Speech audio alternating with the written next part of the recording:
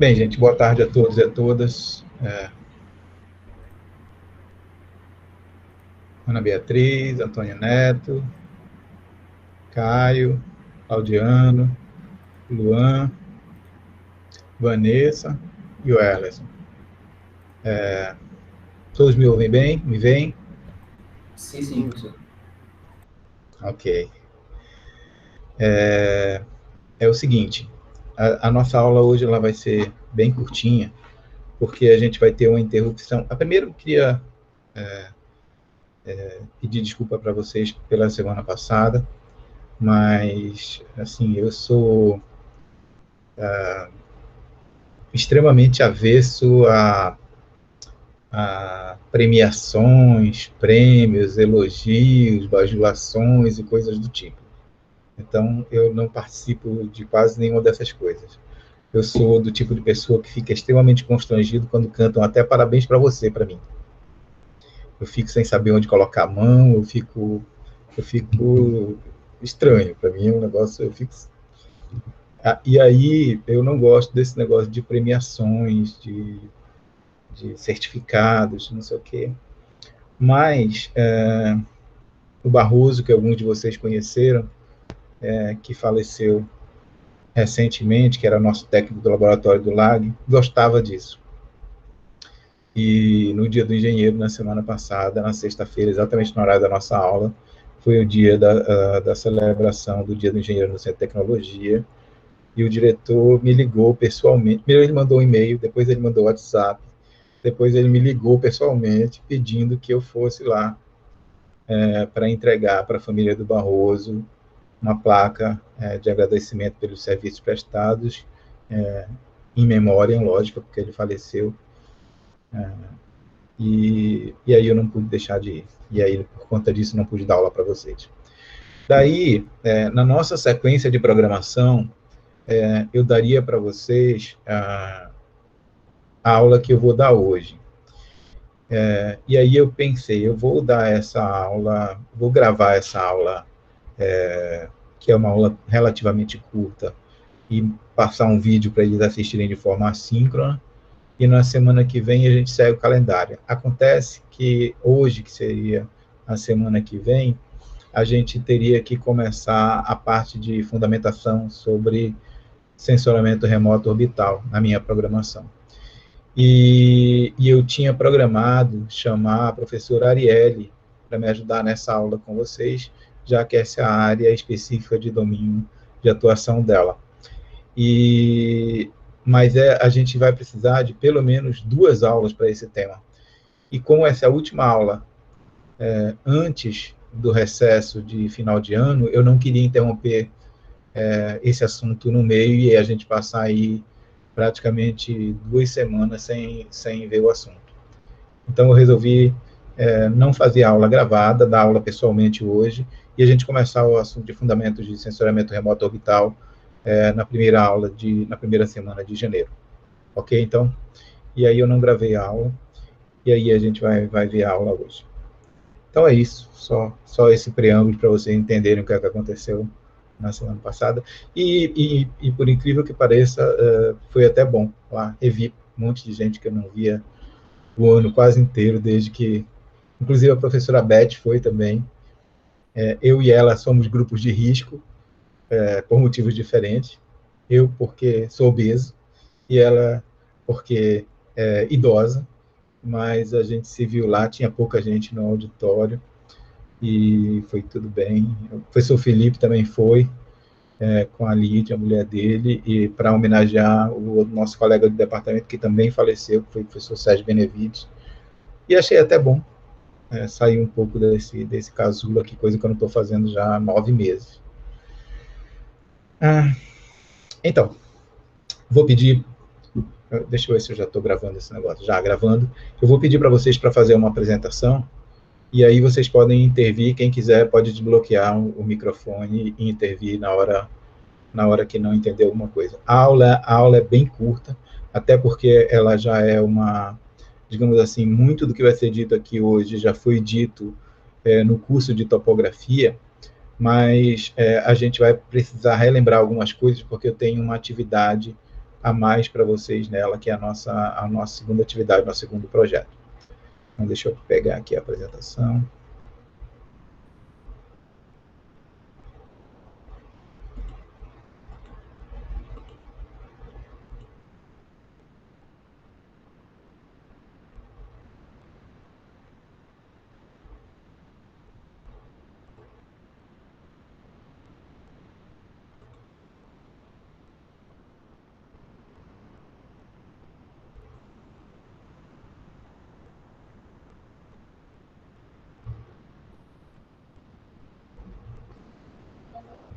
Pronto. Todos veem a apresentação aí? Sim, professor. Ok. Então, a gente vai falar hoje sobre cartografia para geoprocessamento.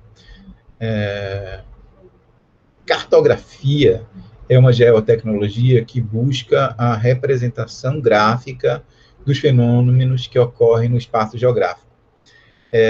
Existe uma subdivisão. A cartografia é uma ciência grande, é uma ciência que se divide de várias formas, mas a gente vai atacar aqui. A gente não vai abordar a cartografia histórica, a gente não vai abordar a cartografia sistemática, vai deixar isso para os geógrafos e cartógrafos, e a gente vai se preocupar só com a parte da cartografia que interessa a geoprocessamento, que é mais especificamente a conversão e a transformação entre diferentes sistemas de coordenada e sistemas de referência. Mas para isso a gente precisa entender um pouquinho melhor, se situar um pouco na cartografia.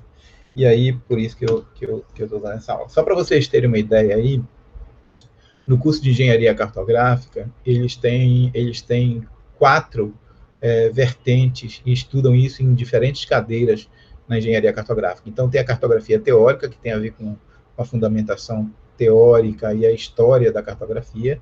Tem cartografia sistemática, que tem a ver com mapeamento de base, elementos de referência e elementos de proporção, tamanho em relação à escala. Tem a cartografia temática, a semiologia gráfica, a representação gráfica, que tem a ver com o mapeamento, e a gente até vai utilizar a parte da cartografia temática, mas a gente não vai estudar, a gente só vai executar na prática. E tem a cartografia analítica, que é a cartografia digital, o SIG e o WebGIS. E aí a gente vai entrar nessa parte da cartografia analítica, que é a que nos interessa. Ok? Então, quem tiver interessado no resto da cartografia, que eu acho muito mais importante para quem vai desenvolver métodos cartográficos, que é o caso dos engenheiros cartográficos, não de engenheiros civis, eu posso disponibilizar material para vocês. Além da aula de hoje, eu vou disponibilizar também 2 e-books sobre cartografia, que tem algum material relacionado com isso e que tem a parte de cartografia analítica, que é o que vai interessar para a gente hoje. Certo? Eu vou disponibilizar lá na minha página, lá no meu blog. Ok. Feito esse recorte aí de onde a gente vai atuar dentro da cartografia, que é a parte de cartografia analítica, vem uma pergunta inicial. Por que é que em engenharia e em cartografia a gente adora utilizar modelos? E aí é uma pergunta que serve para a nossa reflexão. A primeira coisa, a primeira pergunta que leva a uma reflexão não seria pelo fato de que, para planejar, a gente precisa compreender adequadamente um problema? Tanto em cartografia quanto em engenharia, o planejamento é uma etapa anterior ao desenvolvimento do projeto e à execução do projeto. Então, a primeira coisa que o engenheiro faz, e tem que saber fazer muito bem, é fazer o planejamento, é planejar. Agora, como é que a gente vai planejar se a gente não compreende, não entende, não percebe com o mínimo de detalhes e com clareza o problema que a gente quer resolver? Então, na impossibilidade de resolver, de planejar e de compreender o problema real, a gente simplifica. E aí, engenheiros são excelentes para fazer isso. A gente simplifica os nossos problemas, criando modelos que os representem, geralmente em escala reduzida, de forma a nos ajudar na compreensão desse problema. E aí, a gente usa isso em diferentes áreas da engenharia, e praticamente em todas as cadeiras que a gente aplica dentro da engenharia. E aí eu não estou falando aqui desse tipo de modelo, viu, gente? Tipo de modelo aqui, dos primeiros podem ser muito bonitos, podem ser o desejo de consumo da maioria da população mundial, quer seja masculina, quer seja feminina, mas não é desse tipo de modelo que eu estou falando. Eu estou falando de representações. Essas representações, para facilitar a nossa vida, elas contêm simplificações, mas que a maioria das vezes tentam representar, em escala reduzida, como eu já falei, uma porção da superfície da Terra onde atua um determinado fenômeno. Por exemplo, eu trouxe aqui 3 fenômenos específicos da área de engenharia de transporte, mas poderia ser de qualquer área da engenharia, tanto da engenharia hidráulica, da hidrologia, do meio ambiente, da estrutura. Por exemplo, eu estou querendo aqui compreender a logística dos fluxos de carga no território brasileiro. Então, a gente cria um modelo, esse modelo é um mapa do território brasileiro.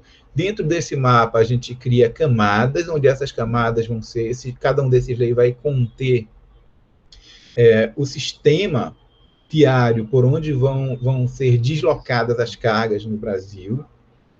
As diferentes cores representam os diferentes sistemas, o sistema ferroviário, o sistema rodoviário, rodovias estaduais, rodovias municipais, rodovias federais, ferrovias, interligações.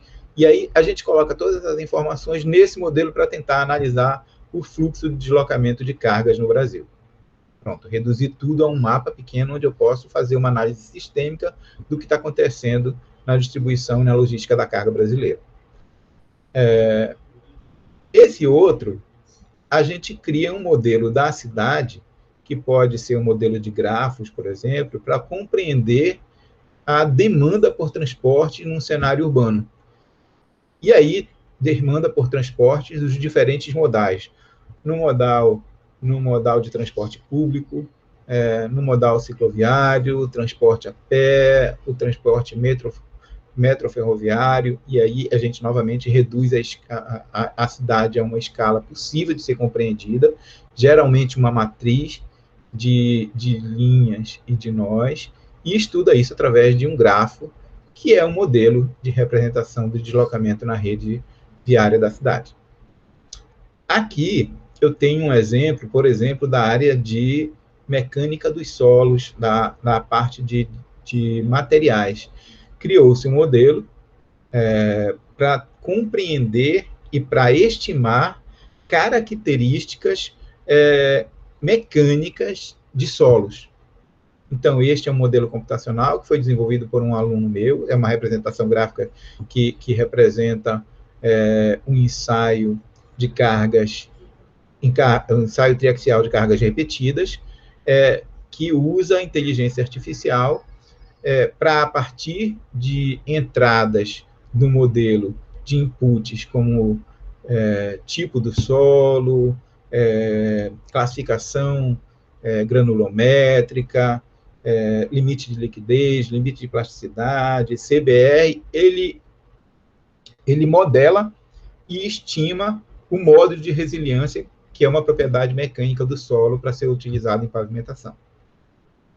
Então, a gente, dentro de engenharia, eu utilizei três modelos aqui que são representativos de fenômenos que ocorrem dentro da engenharia de transporte, mas isso poderia ser aplicado para qualquer área da engenharia, até para fora da engenharia. Mas o fato concreto é que a gente vai utilizar modelo. E a cartografia, ela entra aí modelando o espaço geográfico de tal sorte que a gente consiga analisar sistematicamente os fenômenos que nele ocorrem.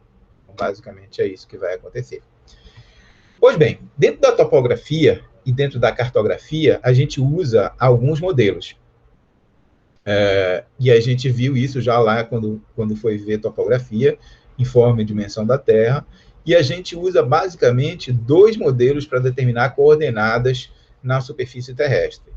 A gente usa o modelo elipsoidal, que é representado por um elipsóide de revolução que contorna a superfície da Terra, Hoje, atualmente, o elipsoide que a gente usa como referência oficial do Brasil é o elipsoide Sirgas 2000, cujos parâmetros semi-eixo maior e semi-eixo maior são pré-estabelecidos pelo Sistema Geodésico Brasileiro, mais especificamente o IBGE.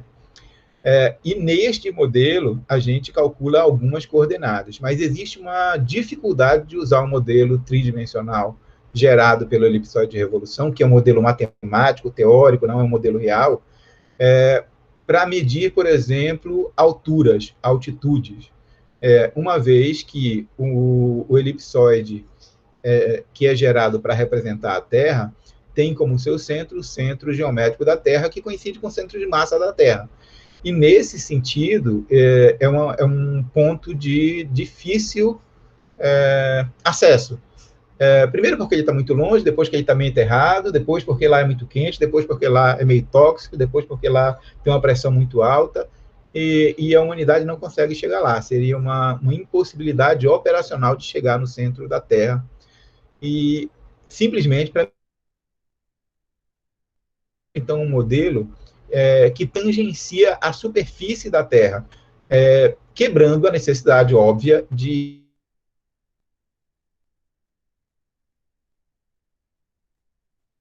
colorida, que está aqui, que pode ser confundida com o nível médio dos mares e a água que percola sob os continentes em equilíbrio sob a ação do campo gravitacional da Terra.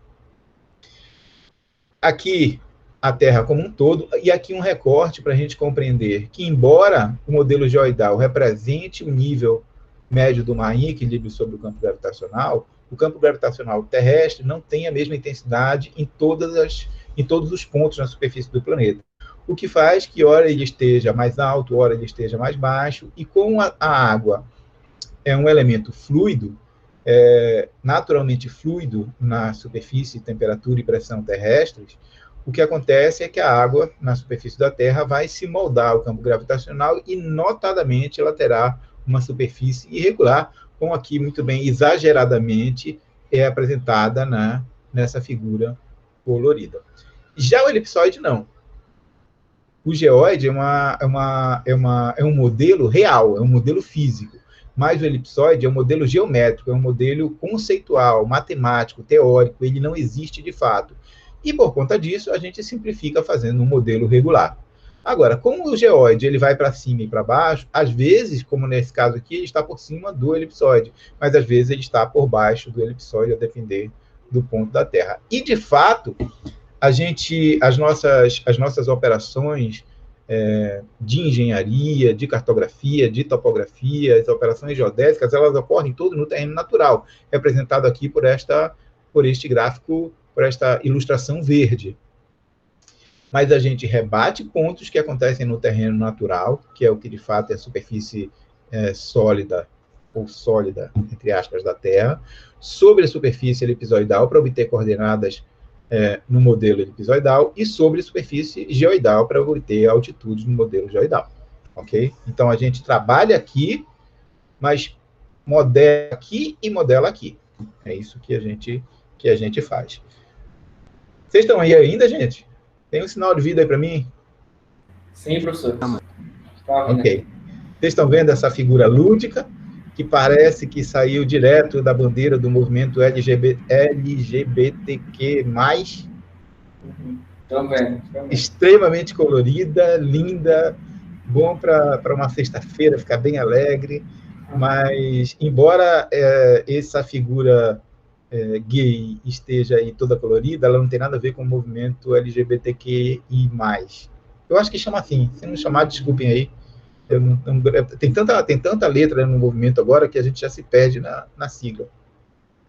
Mas isso aí é uma representação do geoide em movimento, porque a Terra está em movimento, logo a superfície líquida do planeta também está em movimento, com as variações de altura baseadas na intensidade do campo gravitacional.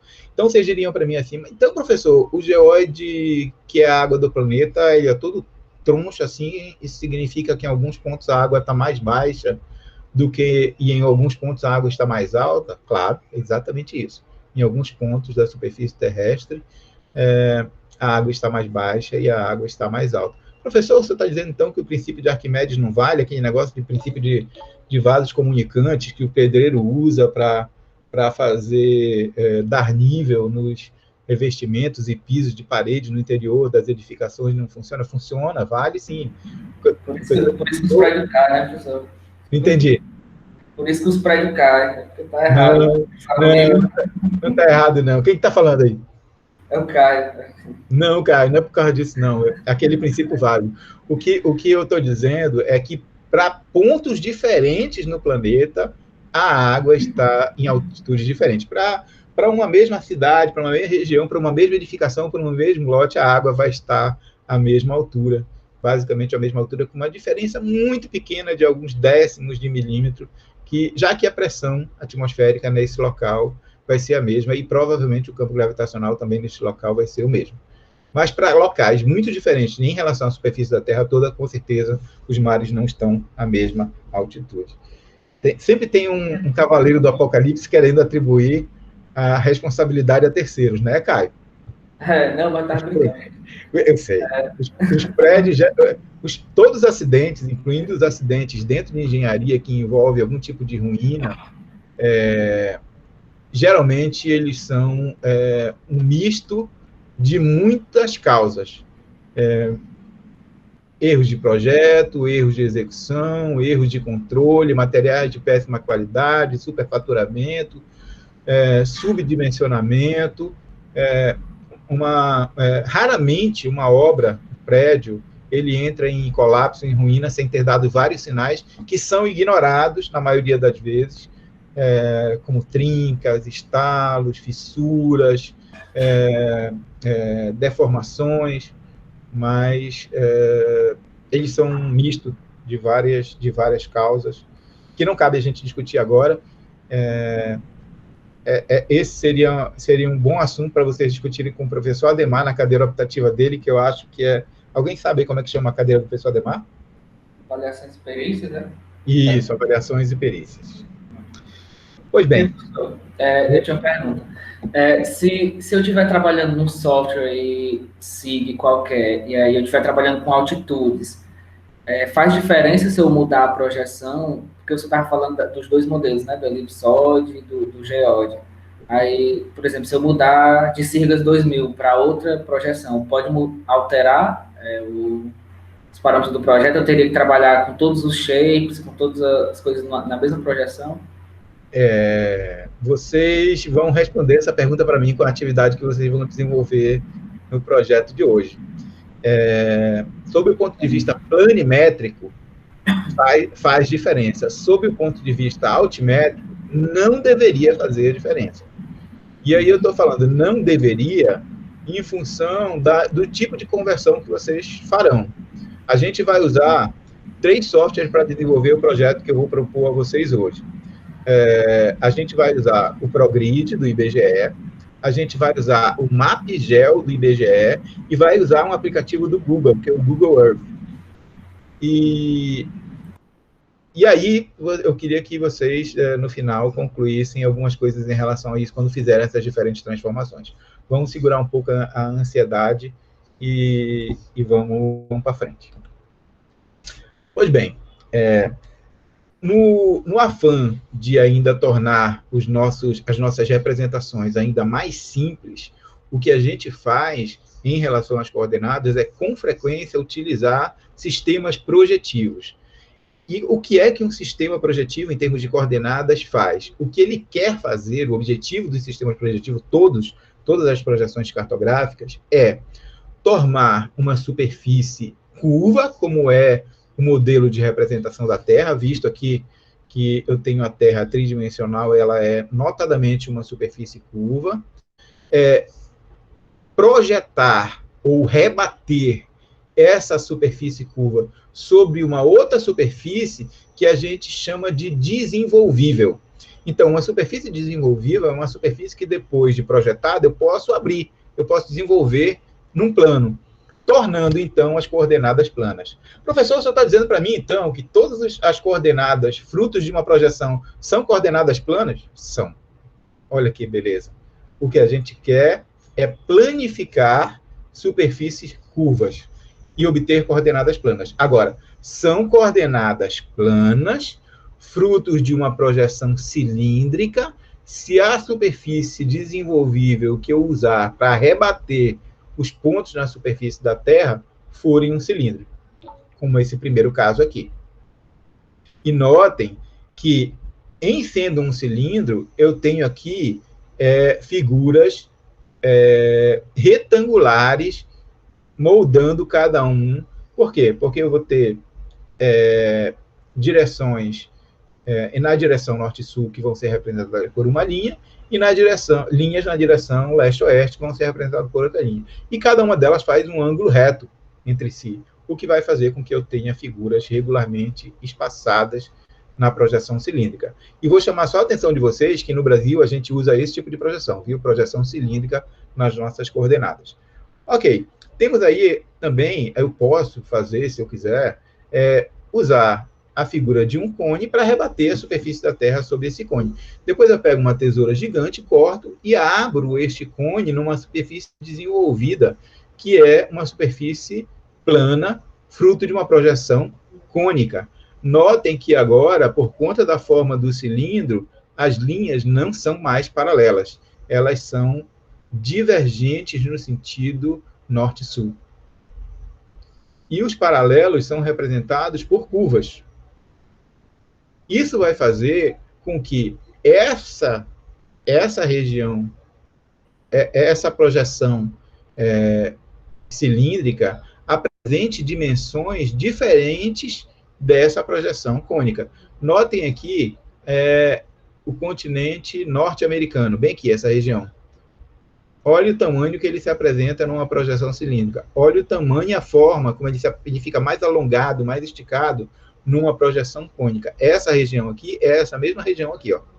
Aqui ele está mais achatado, aqui ele está mais alongado, porque as deformações em cada uma das projeções são diferentes. Que deformações, professor? Deformações. Vocês acharam que é muito facinho eu pegar uma figura que tem um volume curvo, transformar ela num plano, e mesmo assim não ter nenhuma deformação? Isso não existe, gente. Se eu quero simplificar a Terra, para poder trabalhar melhor nas nossas plantas topográficas, nos projetos de engenharia, eu tenho que ter ciência de que toda projeção corresponde a uma deformação. Não existe projeção ideal. Então, todos os tipos de projeção, a cilíndrica, a cônica e até a planar, também chamada de azimutal, como é o caso dessa aqui. Então, é um próprio plano, onde ele tangenciar a Terra eu rebato, e ele já é um plano, mas olhem só como as figuras... Olhem só como é a América do Norte nessa projeção. Olhem como é a América do Norte nessa projeção. E olhem aqui como é a América do Norte nessa projeção. Ou seja, todos os tipos de projeção têm algum tipo de deformação. Essa deformação ela pode ser nas distâncias, ela pode ser na forma, como nos ângulos, ou ela pode ser em ambos, na distância e nos ângulos. As projeções que menos deformam as distâncias são as projeções cilíndricas, mas elas ainda assim deformam. E aí,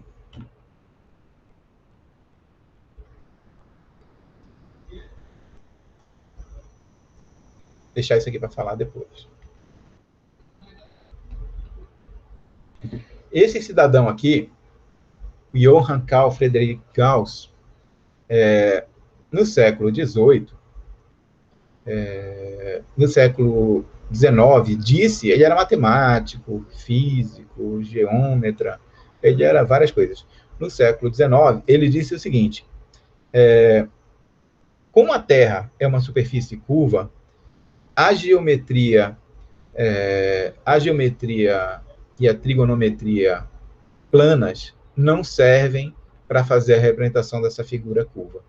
E aí ele encontrou um jeito, desenvolveu equações de uma geometria que ele chamou de geometria esférica ou geometria diferencial, que pode ser aplicada às superfícies curvas como a representação da Terra. E ele, baseado nisso, desenvolveu equações que correlacionam ângulos e distâncias das superfícies planas e curva. Então, esse aí é o pai, o Gauss, é o pai da nossa geometria esférica, que hoje nos ajuda a fazer a transformação de coordenadas de superfícies curvas para superfícies planas. Ele era meio, digamos assim, vou usar uma palavra, ele gostava de tomar uma, né? Era um cara muito inteligente, mas ele vivia aqui e ali com uma certa quantidade de sangue no seu álcool. E, além disso, gostava muito de cerveja, por ser alemão. Além disso, ele tinha, assim, umas ideias que ninguém sabe de onde ele tirava, né? Em que estado mental ele estava na hora de tirar essas ideias. Mas, por causa dele, a gente hoje... E ele, quando estava tomando essa cervejinha lá na Alemanha, ele não gostava de ser chamado de Gauss, ele gostava de ser chamado de Mercato. Era o nickname dele.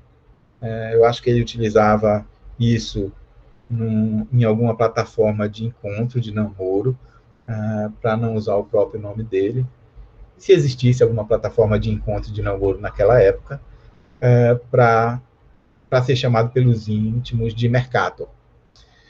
Esse pombo correio. Era, né? Pombo correio naquela época. Esse cidadão foi o responsável por desenvolver o tipo de projeção que a gente usa hoje no Brasil, que é a projeção UTM. E ela, UTM, é um acrônimo, é uma sigla de Universal Transversal de Mercato, ou seja, de Mercato porque ele era egocêntrico, ele queria colocar o nome dele na projeção, que era o apelido dele. É transversal porque o cilindro ele não está na direção norte-sul, o cilindro que ele utilizou para fazer a projeção na Terra, ele está na direção do paralelo do Equador, transversal, a direção norte-sul. E esse U aqui é de universal que serve para a Terra como um todo. O que ele pensou quando ele estava muito noiado? Ele pensou, bem, o que eu estou querendo é fazer eu quero planificar essa superfície curva que é a Terra. Mas eu quero fazer isso de forma a deformar o mínimo possível a Terra. Então, o que é que eu vou fazer? Eu vou pegar a Terra e dividir a Terra em gominhos bem pequenos. Os 24 gomos, ou os 24 fusos horários que a Terra tem, não são suficientemente pequenos para que eu tenha deformações pequenas. Então, o que é que ele pensou em fazer? Tomou mais uma garrafa de cana e disse, eu vou dividir a Terra em mais partes. E, ao invés de 24 fusos horários, ele dividiu a Terra em 60 fusos, que ele chamou de fusos UTM. Isso significa a seguinte coisa, imagine só que eu vou pegar essa Terra aqui e dividir no meio, hemisfério norte e hemisfério sul. Aqui vai ficar um círculo na metade da Terra. Se eu pegar esses 360 graus que fecham esse círculo e dividir em 60 partes, vai ser 360 por 60, o que vai fazer com que cada um desses gominhos pequenos que ele chamou de fuso UTM tenha uma amplitude de 6 graus. Ok? E o que é que ele fez? Ele pegou um mesmo cilindro, representado aqui por esses cilindros vermelho, verde e roxo. Peço desculpa para vocês se eu disser alguma cor errada, porque eu já descobri ao longo da vida que eu tenho uma percepção de cores ligeiramente diferente, principalmente de algumas mulheres. Eu enxergo de forma diferente as cores. Então, o que para mim é verde, às vezes é cinza, o que é cinza, às vezes é azul, e aí tem esse problema. Mas eu vou chamar isso de vermelho, eu vou chamar isso de verde, eu vou chamar isso de roxo. Tá? Ok. E ele posicionou o mesmo cilindro de forma transversal, ou seja, na direção do paralelo Equador, tangenciando cada um desses 60 fusos aqui, ó, que é um gominho desse pequeno de 6 graus de amplitude. E rebateu esses pontos sobre a superfície terrestre e chamou isso de coordenadas em projeção cartográfica UTM. Pois bem, depois de ter tomado já umas 4 garrafas de vodka, umas 5 garrafas de cachaça e uma grade de cerveja, ele pensou o seguinte, além de diminuir o fuso da Terra, o tamanho para ele ficar pequeno e ter uma deformação menor, eu não vou fazer desse cilindro uma superfície tangente, eu vou fazer desse cilindro uma superfície secante, de tal sorte que quando eu projetar, a parede do cilindro vai entrar na Terra e parte vai ficar fora da Terra. Esses dois pontos aqui, digamos aqui, isso aqui é o nosso gominho com 6 graus de amplitude. Essa linha aqui é a parede do cilindro já aberto, da superfície desenvolvível. Quando ele fizer os dois se encontrarem, o cilindro e a Terra vão se encontrar em 2 pontos, que são esse ponto aqui e esse ponto aqui, que foi chamado de meridiano de secância, onde os dois se encontram. Obviamente, vai ficar uma calotinha da Terra fora do cilindro e uma parte da Terra dos 6 graus de amplitude dentro do cilindro. Como a projeção, toda projeção, ela é baseada no centro da Terra, imagine só que nessa região aqui, eu vou pegar uma parte da Terra, imaginem só aqui, deixa eu mudar aqui a minha caneta. Olha lá. Imagine que eu estou pegando essa parte da Terra aqui, ó. Quando eu projetar, eu vou projetar em relação ao centro. A mesma coisa vai acontecer aqui. E isso aqui vai ser projetado aqui, ó, na parede do cilindro. Obviamente, como isso aqui é uma curva e isso aqui é um arco e isso aqui é uma corda, a linha em vermelho tem um comprimento maior do que a linha em azul. O que faz que, ao ser projetada a superfície vermelha da Terra na superfície azul, que é o cilindro, ela sofra um encolhimento, sofra uma redução. Essa redução, ela é baseada no que a gente chama de fator de escala, representado por essa letra K, que no meio dos meus 6 graus de amplitude vale 0,9996. Isso significa que se eu tiver uma distância, e essa distância estiver exatamente no meio do meu fuso UTM, por exemplo, se essa distância na vida real, na topografia lá, for medida e ela for de 1.000 metros, quando eu projetá-la para ela ser uma distância UTM, ela vai medir, na verdade, só 999 metros e 60 centímetros. Houve um encurtamento aí de 40 centímetros, porque eu vou pegar a minha distância real de 1.000 metros e multiplicar por 0,9996, o que vai resultar em 999 metros e 60 centímetros. Notem que houve, de fato, um encurtamento. Houve uma redução. Mas essa redução ela foi bem pequena, foi só de 40 centímetros. E aí ele disse, isso para mim já está aceitável. Com a impossibilidade de não haver nenhuma deformação, ele se conformou com uma distância pequena desse jeito, uma deformação pequena desse jeito. Vocês entenderam isso aí, gente?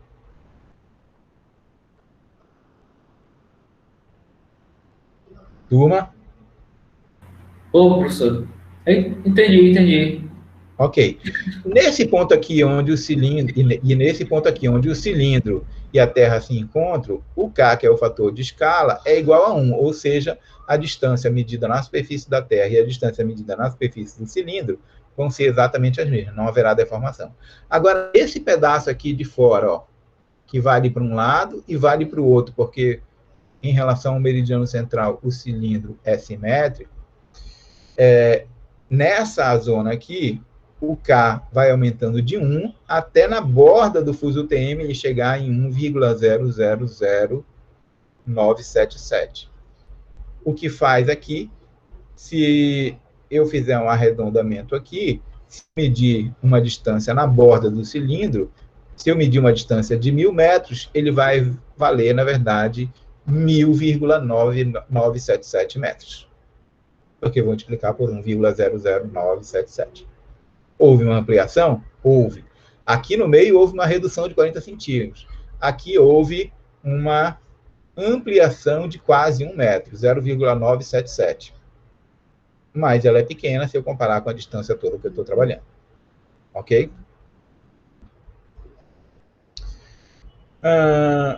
O sistema de coordenada UTM, o sistema de projeção coordenada de coordenação cartográfica UTM, ele usa, como eu falei para vocês, um cilindro secante transversal que corta a terra, ó, para cada, eu tenho 2 pontos onde ele encontra a terra, então bem aqui seria onde o meu K é igual a 1, seria o ponto de secância entre a terra e o cilindro, e ele vai girando, rodando esse cilindro de 6 em 6 graus até cobrir os 60 fusos que ele dividiu o planeta, ou os 60 gominhos. Ele tinha que, sabe, como todos os gominhos, todos os fusos UTM são iguais de 6 graus de amplitude, normalmente eles teriam valores de coordenadas iguais em todos os 60 fusos. Para diferenciar isso, ele começou a nomear os fusos UTM. Chamou de fuso 1, chamou de fuso 2, chamou de fuso 3, até fuso 60. Notem que ele começa no fuso 1, 2, 3, até o 60. E para começar essa nomeação, ele pegou onde é que passava o meridiano de Greenwich, foi para o outro lado da Terra, no antimeridiano de Greenwich, e começou a fazer a contagem. Então, de 0 a 6 graus de amplitude, ele chamou de fuso 1. De 6 a 12, chamou de fuso 2. De 12 a 18, chamou de fuso 3, e foi fazendo isso, nomeando de 6 em 6 graus, até cobrir a Terra inteira. Ok, então é fundamental, eu estou falando isso para vocês saberem que é fundamental, em trabalhando com coordenada UTM, que eu diga qual é o fuso onde eu estou. Porque se eu simplesmente falo de um par de coordenadas, eu posso estar em qualquer um dos 60 fusos na superfície da Terra. Certo? Bem, e que coordenadas são essas? Bem, as coordenadas cartográficas UTM, elas se materializam por um par de coordenadas, que ele chamou de coordenadas este e de coordenadas norte. As coordenadas norte se materializam sobre o eixo vertical e o encontro do paralelo do Equador com o meridiano central é a partir de onde eu conto as minhas coordenadas norte. Então, eu estou aqui, eu indo na direção norte, eu estou com 0, 1, 2, 3, 4, 5, 6, 7, 1.000, 10.000, 20.000 metros. Eu dou uma volta na Terra todinha. Quando eu chegar de volta, vindo pelo hemisfério sul, até o paralelo do Equador, eu já contei 10 milhões de metros. Pergunto a vocês, Fortaleza, o Ceará, a maioria do território brasileiro está ao norte ou ao sul do paralelo do Equador? Ao sul. Ao sul. Ao sul. Somos sul-americanos, exceto alguns municípios, poucos municípios de Roraima, do Amapá e do Amazonas, quase todo o território nacional está no continente sul-americano. Isso significa que a gente está abaixo do paralelo do Equador. Isso significa que neste ponto aqui, a gente está para cá, ó. Eu vou contar coordenadas norte, nesse eixo e esse eixo aqui, para lá, ele cresce e ele chega a 10 milhões aqui, significa que para cá eu estou com 8 milhões, para cá eu estou com 9 milhões, 8 milhões, 7 milhões. Então, os nossos valores de coordenada norte são todos na casa aí entre 10 e 9 milhões de metros. Ok, em relação ao paralelo do Equador, na direção leste-oeste, a seguinte contagem é feita. O encontro do meridiano central com o paralelo do Equador, ele atribuiu a coordenada de 500.000, porque ele não queria ter coordenadas negativas. Esses 6 graus de amplitude aqui para cada um dos difusinhos, que é daqui até aqui, ele vale 668 quilômetros, 668 quilômetros no paralelo do Equador. Isso significa que se esse meridiano central está no meio, bem daqui para cá eu tenho 334 quilômetros, ou 334 mil metros. Ele atribuiu o valor aqui na coordenada este de 500.000, decrescendo à esquerda e crescendo à direita. Então, se este valor aqui para ele é 500.000, e daqui até aqui eu tenho 334 mil metros, a coordenada este desse ponto é 500.000 menos 334.000, o que vai fazer com que a coordenada este da borda do fuso, de cada fuso da esquerda, vai ser 166.000 metros. Ao passo que, se aqui é 500.000 e daqui para cá eu tenho 334.000 metros, a coordenada este do fuso da borda da direita vai ser de 500.000 mais 334.000, 834.000 metros. E aí eu não teria coordenada negativa nenhuma. Não esqueçam, isso vale para os 60 fusos UTM, o que significa que eu necessariamente preciso dizer em qual fuso UTM eu estou, senão não consigo me localizar na superfície terrestre. Todos os sistemas de informação... A gente hoje não trabalha mais com mapas analógicos, ou seja, eu não desenho mais mapas na mão, eu não vou com uma prancheta com papel vegetal, ou compro um caderno de desenho, como a professora da geografia do ensino fundamental fazia vocês desenharem mapa na mão. Aquilo é cartografia analógica. Em engenharia, em cartografia hoje, a gente trabalha com cartografia digital, desenhando e criando mapas digitais, planos, em telas de computador e usando aplicativos computacionais. Mas este sistema de coordenada é o mesmo sistema de coordenada que a gente utiliza hoje, certo? Ok. Só para vocês terem uma ideia, aqui está o território, aqui está o mundo inteiro e aqui está o Brasil.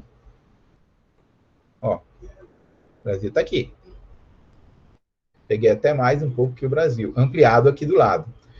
E como ele começou aqui a contagem dos fusos UTM 0, 1, 2, 3, no antimeridiano de Greenwich, que fica bem aqui no Oceano Pacífico, a gente foi contando de 6 em 6 e quis a contagem universal que os fusos UTM no Brasil fossem do 18 até o 25. Tudo aqui varre o território brasileiro. E só no nível ainda da curiosidade, o Brasil é maior na direção leste-oeste do que na direção norte-sul, como muitos de nós poderíamos pensar erradamente, fruto de uma projeção deformada que nos dá a impressão de que o Brasil é mais alongado na direção norte-sul do que é na direção leste-oeste. Isso não é verdade. A distância dos limites territoriais do Brasil na direção leste-oeste é maior do que a distância do Iapoque, no Amapá, que é o ponto mais ao norte do território brasileiro, a Chuí, no Rio Grande do Sul, que é o ponto mais ao sul do território brasileiro. Ok? Ainda dentro do nível da curiosidade, o Ceará está bem aqui, ó.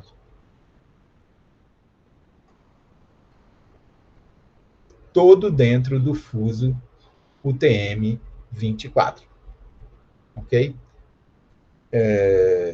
Abstraiam as brincadeiras que podem ser feitas acerca desse número por idiotas que não têm certeza sobre a sua orientação sexual e ficam tirando sarro com a orientação dos outros.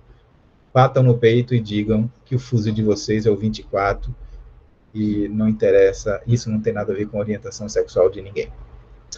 Beleza? Vocês estão aí ainda, turma? Estamos aqui. Eu estou aqui, ó. Tchauzinho. Ei, professor, quando eu crio um projeto, geralmente eu digo pro software, pelo menos no QGIS é assim, né? Você bota lá o TM24, 24S. Aí se o software for um estrada, ou se o projeto for um estrada, assim, que vai de uma projeção para outra, tem que botar, tipo, o shape fica numa projeção só, ou... Não sei, porque eu nunca peguei um projeto grande assim, né? Caio, é? Ok. É o seguinte, dentro de topografia, eu vou só traçar um paralelo com topografia para vocês entenderem. Dentro de topografia, a gente trabalha com o limite máximo de campo de atuação da topografia, onde a gente desconsidera a curvatura terrestre de 20 quilômetros, ok? Então, a gente não teria esse problema. Mas dentro da engenharia, com alguma frequência, se for, por exemplo, uma ferrovia, pensemos aí, por exemplo, na ferrovia transnordestina, que corta aí, eu acho que 6 estados, e certamente com uma extensão ferroviária de algumas centenas de quilômetros. O que vai acontecer é que isso não está mais dentro do campo da topografia, está dentro da geodésia e a gente vai ter que encarar considerando as curvaturas. Obviamente, se eu estiver trabalhando com uma ferrovia que cruze diversos fusos, eu vou ter coordenadas em fusos diferentes, ok? A gente só teria problema nisso se a gente estivesse trabalhando com o mesmo trecho e este trecho fosse dividido no meio em fusos diferentes. Por exemplo, Vocês estão vendo aí essa linha? Deixa eu mudar aqui o apontador. Essa linha bem aqui, ó, por exemplo, essa linha. Essa linha aqui é a linha da borda esquerda do fuso 24, mas ela é a mesma linha que é a borda direita do fuso 23. Sim. Ou seja, haveria um mesmo ponto que teria coordenadas homólogas, ou seja, a posição dele seria a mesma no espaço geográfico, mas ele poderia ter duas coordenadas diferentes. De um lado, ele poderia ter coordenada centro, do fuso 24, ele teria a coordenada este de 166 mil metros, e no fuso 23, ele teria a coordenada de 334 mil metros. Isso já é uma inconsistência, o ponto é o mesmo, ele não pode ter coordenadas diferentes. Para fazer esse trabalho, quando a gente está trabalhando com isso, por conta disso, trechos ferroviários não são feitos, não são nem licitados, nem executados com mais de 200 quilômetros. Todos os trechos ferroviários ou rodoviários são feitos, licitados e construídos com, no máximo, 200 quilômetros. Mas se isso acontecer, o que deve se fazer tem duas coisas que podem ser feitas. A primeira é mudar o sistema de coordenadas que eu estou trabalhando. Por exemplo, eu deixo de trabalhar com projeção cartográfica e passo a trabalhar com coordenadas geográficas ou geodésicas, trabalhar com latitude e longitude. Essa é uma atitude.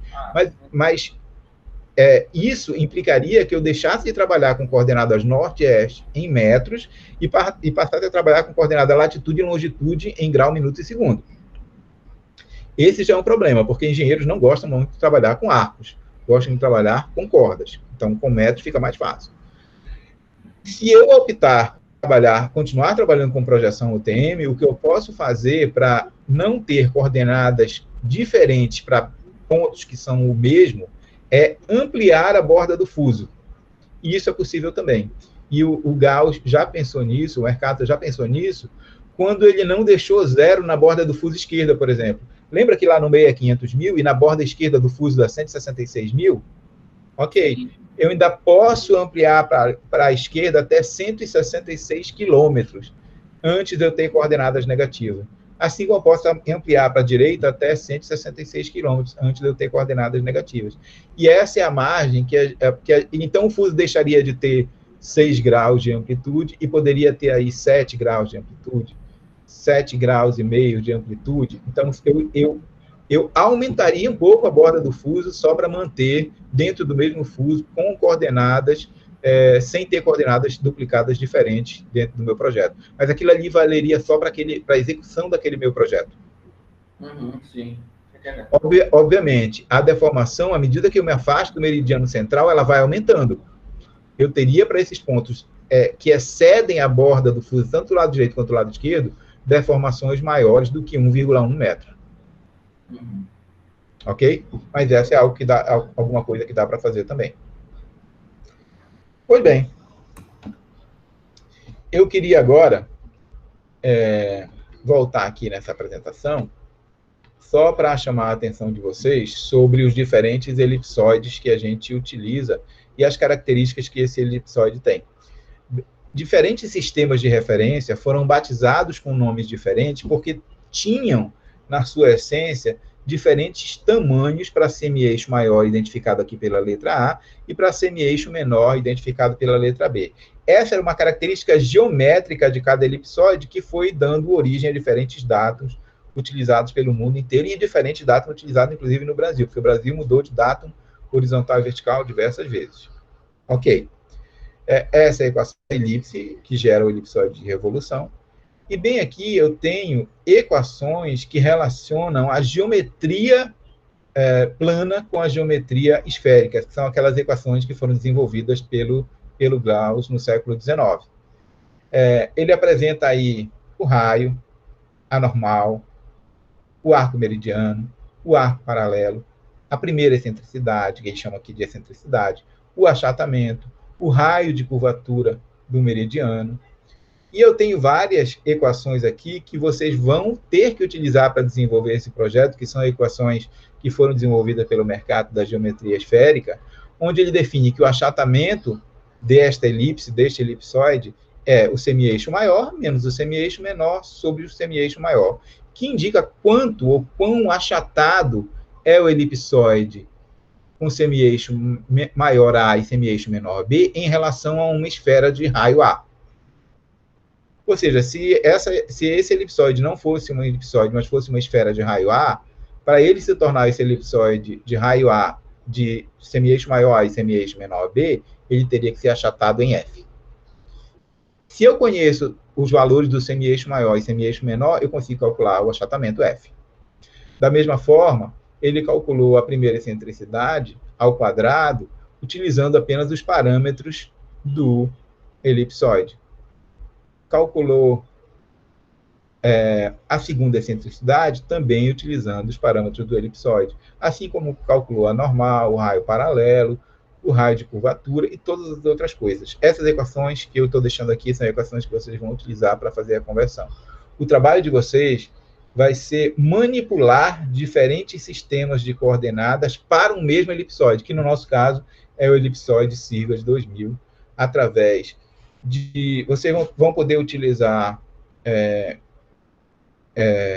programação computacional, se quiserem, Python, C, C++, o que quiserem, ou uma planilha do Excel, caso não queiram ou não saibam programar, para colocar essas equações e fazer a conversão de coordenadas latitude e longitude para coordenadas geocêntrica cartesiana x, y, z. Ok? Para conferir se o que vocês estão fazendo é certo, está certo, se as equações que vocês colocaram lá estão certas, vocês vão usar um conjunto de pontos retirados do campus do Psi. E as coordenadas desses pontos, em latitude e longitude, vão ser retiradas através do aplicativo Google Earth. Então, vocês vão escolher um conjunto de pontos espalhados, espacialmente distribuídos no campus do Psi, pontos que pudessem ser ocupados, ou seja, não serve ponto em cima d'água, embaixo de árvore, no teto de prédios, pontos que possam ser identificados. Eu estou encontrando essa rua aqui com essa rua aqui. Eu estou aqui exatamente no centro dessa rotatória. Eu estou aqui no meio-fio, no chão, aqui no encontro da biblioteca com a primeira rotatória. Pontos que vocês pudessem saber exatamente onde estão no campo do Psi e ocupar se fosse possível. E aí vocês vão pegar a coordenada desses pontos no Google Earth, em latitude e longitude, e vão convertê-las em x, y, z, que são coordenadas geocêntricas cartesianas, no elipsoide. Professor, por que a gente vai fazer isso? Vocês vão fazer isso para entender como é a conversão de coordenadas em diferentes sistemas e por um motivo mais importante do que esse. Porque todos os sistemas de posicionamento global existentes no planeta só calculam coordenadas em geocêntrica cartesiana. Professor, você está enchendo, você está com uma lorota aí. Não, estou não. Eu vou repetir. Todos os sistemas de posicionamento global do planeta, que não tem só o GPS, a gente vai falar disso mais tarde, a gente vai ter aí umas 3 ou 4 aulas só sobre isso, calculam coordenadas geocêntricas cartesianas sobre a superfície do elipsoide.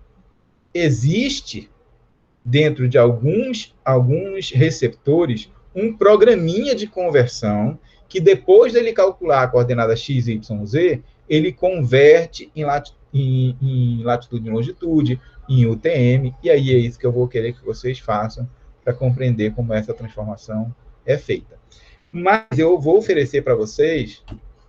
aqui só alguns elipsoides, né? Que foram usados no Brasil, o Correio Alegre, o SAD 69 e o SIGA 2000, com seus parâmetros especificamente, que vocês podem utilizar. E eu queria agora que vocês, se possível, abrissem essa página aí. Vamos lá aí, todo mundo. Quem tiver acesso aí ao computador ou ao notebook, vamos lá, www.ibge.gov.br. Vocês vão cair numa página como essa. Eu vou aqui agora parar a apresentação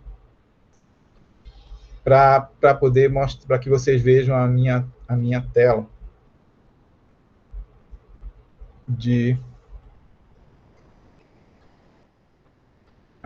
do IBGE.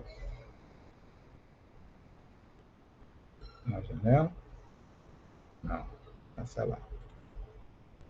Uma guia. Pronto. Vocês estão vendo aí a minha tela? Eu já estou na página do IBGE. Vocês estão vendo aí, gente? Sim. Estamos Ok. sim. Dentro da página do IBGE, que é ibge.gov.br, a gente vai na aba Geociências.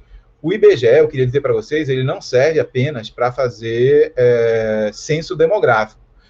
Talvez essa seja digamos assim, o carro-chefe, aquilo que mais se nota dentre as atividades que o IBGE desenvolve. Mas existe dentro do IBGE um departamento chamado Departamento de Geodésia, ou de Geociências, que é o DIGED. E ele é responsável por todo o mapeamento sistemático do território brasileiro. Então, o Sistema Geodésico Brasileiro é mantido e regulado pelo IBGE. Então, se a gente for dentro dessa aba bem aqui, ó, Geociências, vai aparecer um monte de coisas. Depois a gente pode ir até aí ver mapas, cartas, dados e tudo mais. Mas para este projeto, vocês vão bem aqui dentro desse posicionamento geodésico, serviços para posicionamento geodésico. Estão vendo aqui? Só clicar aí. Ele vai abrir essa página, onde tem aqui vários produtos, dos quais a gente vai usar quase todos no decorrer do curso, mas neste momento a gente vai usar só os 2 primeiros aqui. O MapGel 2015, que é o modelo de ondulação geoidal. Este MapGel, ele é um interpolador para ondulações geodais, que fazem a conversão de altitudes ortométricas obtidas em levantamentos topográficos, ou seja, distâncias verticais de pontos na superfície da Terra em relação à superfície geoidal, que é o que a gente faz quando a gente está fazendo nivelamento geométrico ou trigonométrico em topografia. Ele converte isso para alturas em relação ao modelo elipsoidal, ou altura elipsoidal. Essa conversão é necessária quando a gente está trabalhando com dados geodésicos. E o outro que vocês vão... basta vocês clicarem aqui, ele vai baixar para vocês baixem para o computador de vocês, ele é gratuito, o IBGE desenvolveu isso. E esse outro que vocês vão baixar é o ProGrid. Então, vocês vão usar o MapGel e vão usar o ProGrid, que é um transformador e modelador de coordenadas entre diferentes sistemas de referência no Brasil. Vocês vão baixar os 2 para esse projeto. E agora vamos ao nosso projeto. Tá dando certo para baixar aí, gente? Sim. Vocês baixem, descompactem, ele já é próprio para o Windows, não vai ter problema nenhum. E vocês vão usar.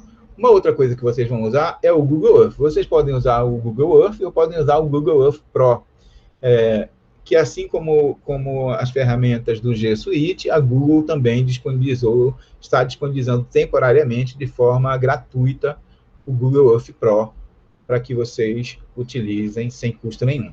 Mas se alguém tiver dificuldade de baixar o Google Earth Pro, pode baixar o Google Earth normal e trabalhar com ele, porque vocês vão conseguir achar coordenadas dentro dos campos do PC mesmo com ele.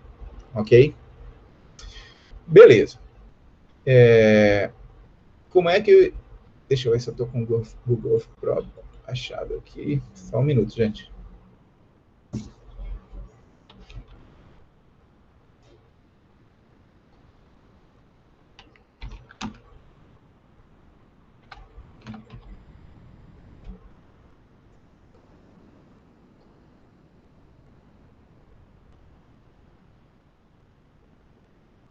É que eu fiz uma formatação aqui da minha máquina, que ela deu um bug no final do semestre passado, e eu não sei se ele está ativo.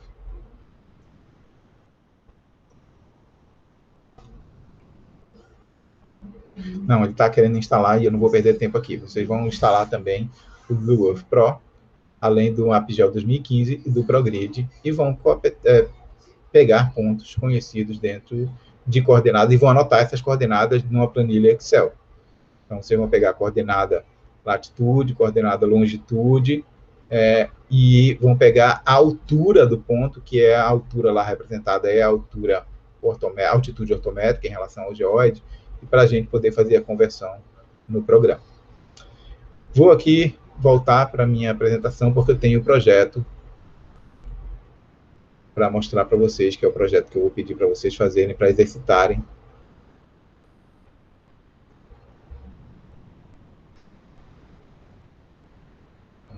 O que eu faço aqui agora?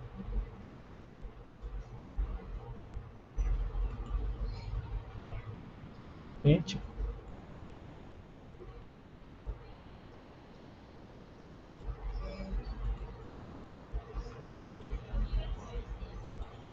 Pronto. Estão vendo aí a minha tela do PowerPoint? Baixado esses dois, vamos ao nosso segundo projeto, que vocês vão me entregar no dia da primeira aula, depois do recesso.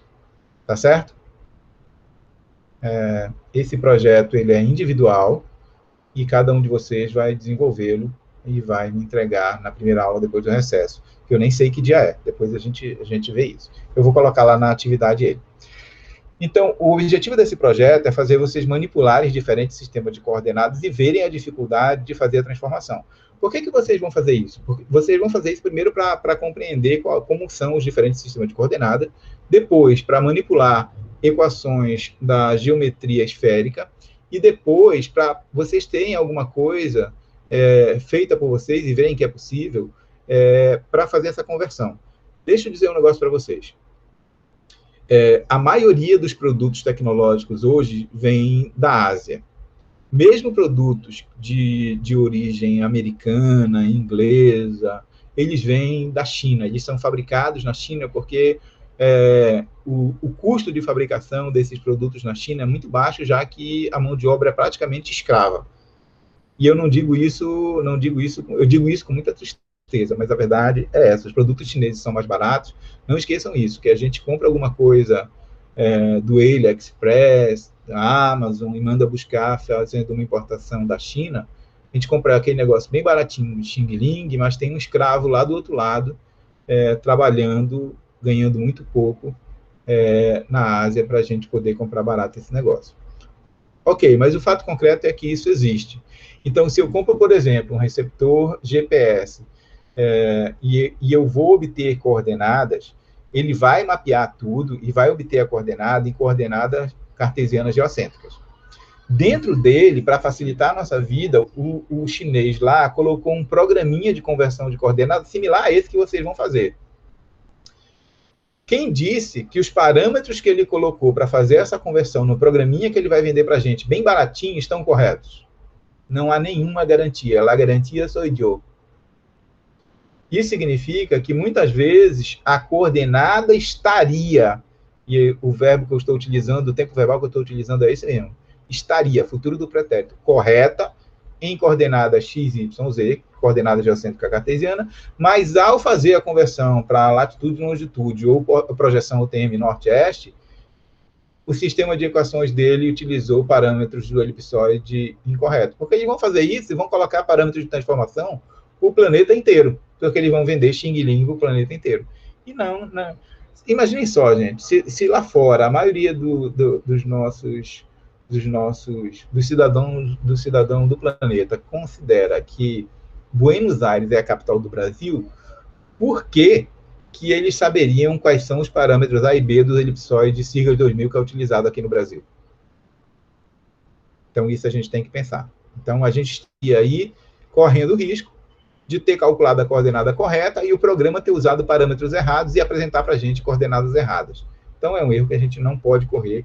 Não confiem nas coordenadas Xing Ling que são dadas pelos receptores chineses. Deixem ele calculando coordenada geocêntrica cartesiana e vocês mesmos façam a conversão. Ou no programa de vocês, ou no programa do IBGE. Ok? Então, o exercício de vocês aí vai ser esse. Primeiro passo.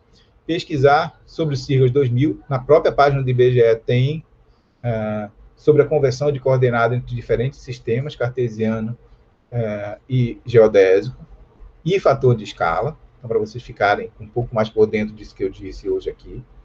Depois, fazer o download do IBGE, do ProGrid, do Google Earth e também do MapGeo 2015.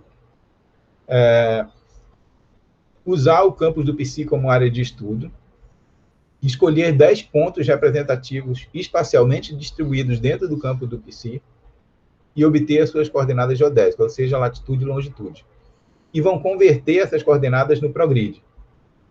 Ok? Então, vocês vão pegar esses pontos e vão converter essas coordenadas para x, y, z dentro do ProGrid. Finalmente, vocês vão desenvolver uma planilha no Excel ou programar isso em qualquer linguagem que vocês queiram ou saibam programar, mas se fizerem, vocês vão ter que mandar o código para mim, ok? Para fazer a conversão de latitude e longitude para x, y, z e de x, y, z para latitude e longitude. Eu quero que vá e eu quero que volte em sigas 2000. Professor, como é que eu sei que o resultado que a minha planilha está cuspindo está correto? Vocês vão comparar com as coordenadas que vão ser convertidas pelo ProGrid. E aí, quando elas baterem, é porque elas vão estar corretas. Depois disso, vocês vão pegar isso, botar tudo dentro de uma pasta e mandar para mim, para eu corrigir o projetinho de vocês, mas isso é só depois do